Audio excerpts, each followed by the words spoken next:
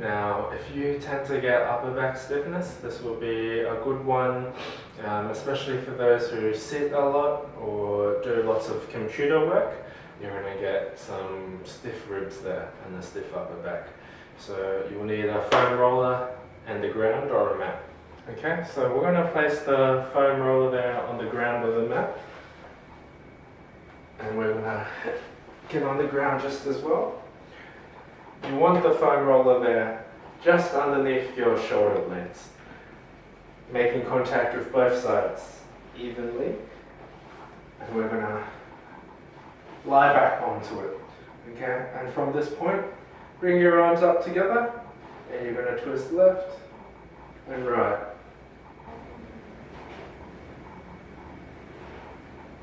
Making sure you feel that pressure rocking side to side. A way you can progress this is lifting up your hips to increase that pressure on both sides.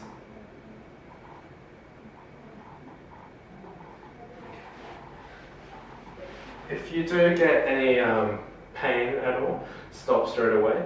But it is quite common for you to get some tenderness or discomfort, which is absolutely fine. If you do get pain and the pain persists, then seek your health professional. Thank you for watching.